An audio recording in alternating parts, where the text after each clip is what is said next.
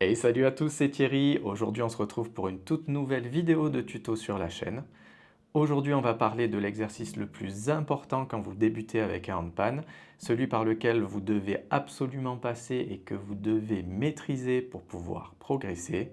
J'ai nommé la montée de gamme. On va voir ensemble deux exercices pour pouvoir la pratiquer, mais on va parler également de comment taper correctement sur votre instrument pour obtenir le meilleur son possible sur chaque note.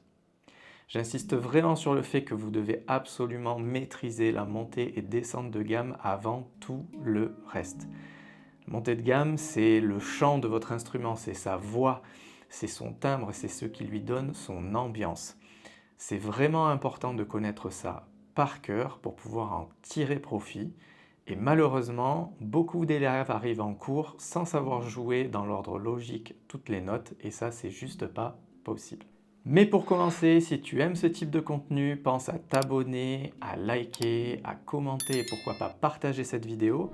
Vous êtes plus de 8000 sur la chaîne, c'est énorme, mais 70% des gens qui consomment mes vidéos ne sont pas abonnés à la chaîne. Alors, juste un petit clic avant de commencer, ça m'aide énormément et ça fait toute la différence. Allez, maintenant on passe à l'exercice et comme vous en avez l'habitude, on se retrouve là-haut. Alors pour commencer, on va parler de l'orientation déjà de votre handpan. Il faut que vous l'ayez correctement orienté. Vous voyez là, sur mon instrument que j'ai ici, le ding est vertical. On peut le trouver à l'horizontale, on peut le trouver de biais, ça n'a pas d'importance. Ce qui est important, c'est la circonférence, le diamètre de chaque note que vous allez avoir sur le côté. On remarque que celle qui est tout en haut est beaucoup plus petite que celle qui est tout en bas. Et bien c'est-à-dire que là, je l'ai bien orienté. Je vais essayer de mettre la note la plus aiguë, la plus petite, le plus loin de mon buste, et d'avoir soit les deux notes les plus graves de part et d'autre de mon buste, c'est cette position que je vous recommande quand vous débutez, soit, dans certains cas, vous allez avoir la note la plus grave qui est face à votre buste. Donc, moi, je l'oriente de cette manière, et là, on est prêt à commencer. On va voir dans un second temps comment taper correctement sur votre instrument. Moi, je vous invite à, dans un premier temps, ne pas utiliser les pouces.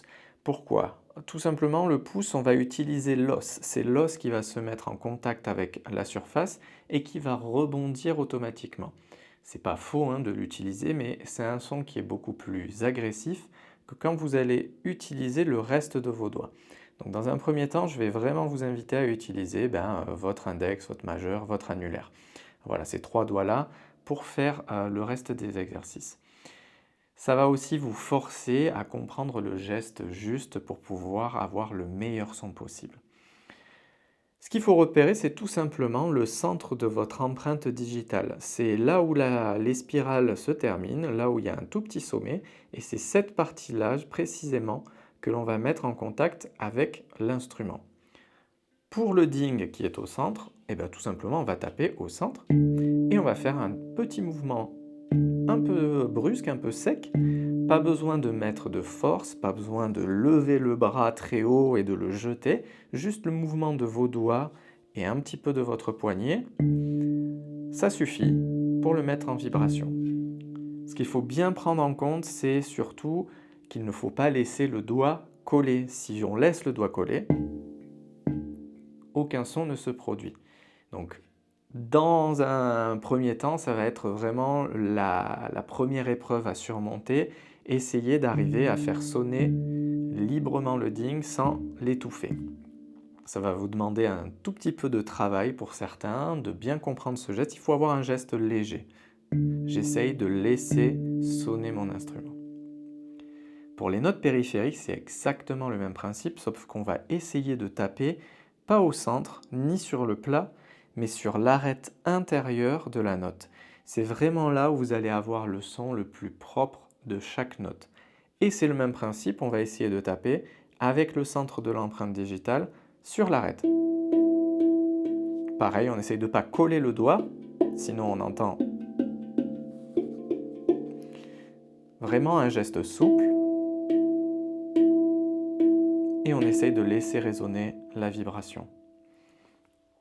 Là où vous allez taper, c'est toujours l'endroit qui est le plus proche de votre buste. On va essayer d'aller taper sur le point qui est le plus direct avec notre buste. Donc quand on est sur les notes du bas, je tape vers le bas, et plus je vais monter, plus ça va s'orienter de manière différente. Là, je suis sur le haut de la note.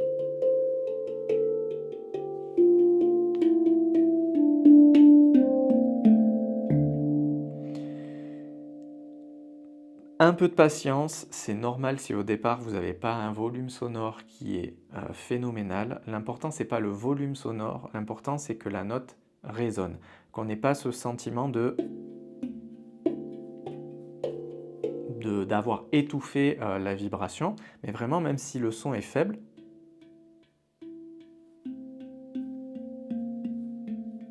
ça suffira déjà pour savoir que vous avez correctement fait le geste. Après, avec les heures de pratique, vous verrez que le volume sonore va s'accentuer.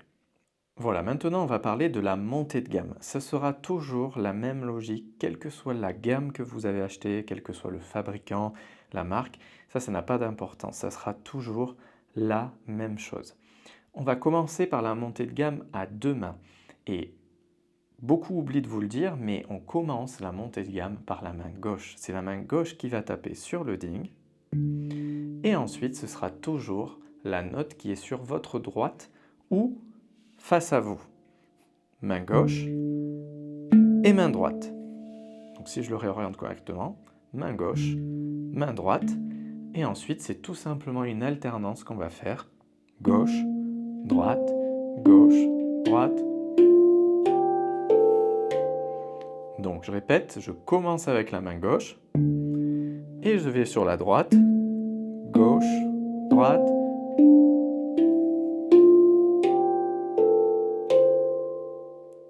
Gauche, droite, gauche, droite, gauche, droite, gauche. Et pour descendre, tout simplement, on va dans le sens inverse.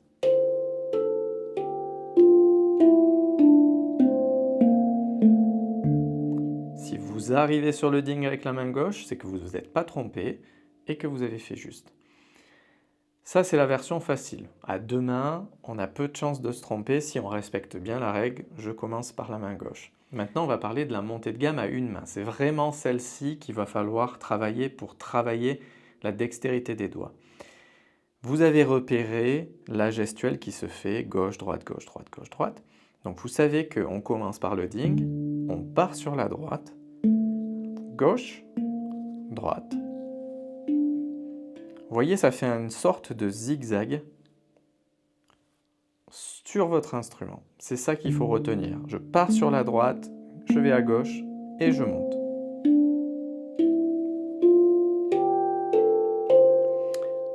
Le ding, la droite et ensuite à gauche. Cet exercice, je vous invite à le pratiquer avec chaque doigt. Essayez de vraiment vous dire, je vais essayer de taper toutes mes notes avec mon index. Mon majeur ou mon annulaire. Et de la même chose de votre main gauche. On commence sur le ding, je pars sur la droite, gauche, droite.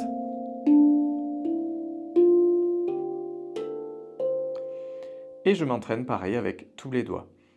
Vous avez fait la montée, on s'entraîne à la descente.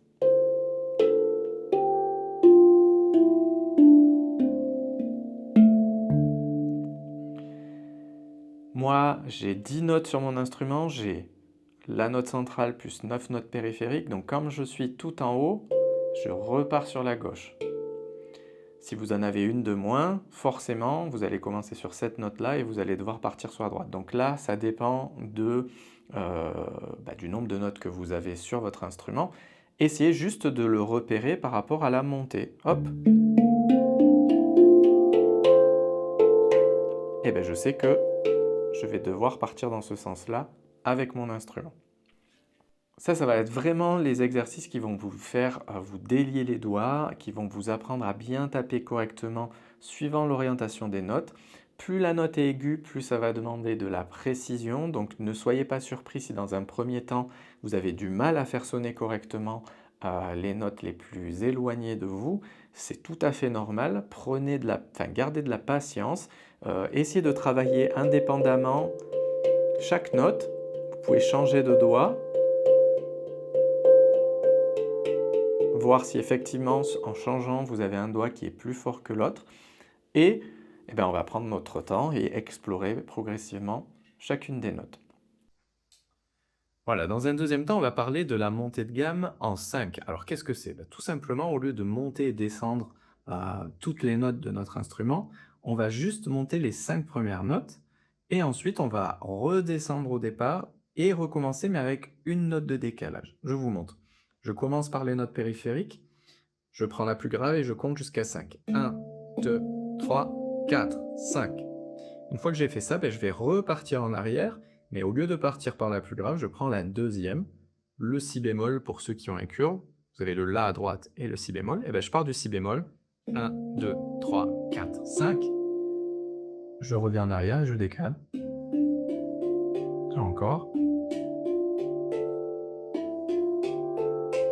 Et lorsqu'une de mes deux mains arrive à la dernière note, j'ai terminé ma montée de gamme en 5 et je peux recommencer. Le but, c'est de travailler ça sur un rythme régulier, que l'écart entre chaque frappe reste toujours le même et de ne pas s'arrêter entre chaque bloc de 5 frappes.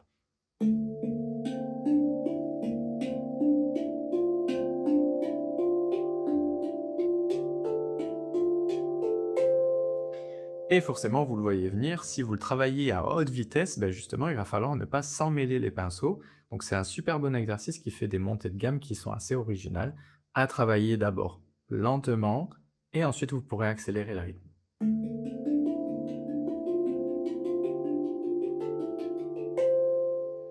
Et bien évidemment, vous pouvez le faire aussi en descente de gamme. Pareil, vous avez pris la dernière,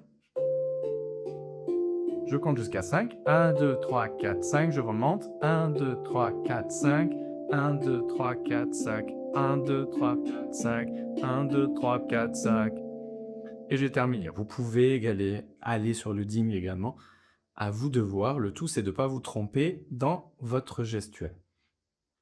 Pensez qu'on reste avec ces montées de gamme en 5 dans une alternance main droite, main gauche. Donc forcément, quand vous avez fait votre bloc de 5, j'ai terminé là par ma main droite, je sais que c'est ma main gauche qui va recommencer, donc je repars plus bas avec ma main gauche.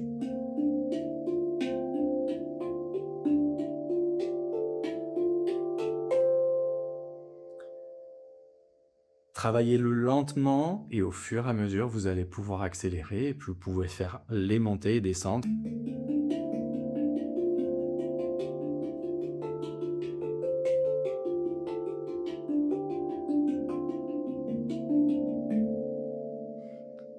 Et amusez-vous à accélérer au fur et à mesure. Voilà, j'espère que ce tuto va vous aider si vous débutez avec votre instrument. Pour moi, c'est, je le répète, l'exercice le plus important, celui que vous devez vraiment maîtriser avant tout le reste. C'est aussi un excellent moyen de s'échauffer avant de travailler une composition ou un autre exercice plus complexe, et également un très bon exercice pour se délier les doigts et travailler votre toucher. Si vous avez envie d'aller plus loin et d'apprendre à maîtriser votre handpan, vous pouvez réserver des cours en individuel avec moi. Ça se déroule exactement comme avec cette vidéo. Vous allez avoir les deux mêmes vues, sauf que c'est en direct et adapté à votre niveau. Je peux vous corriger, je peux adapter le cours suivant vos envies, vos difficultés, et c'est un échange qu'on fait ensemble.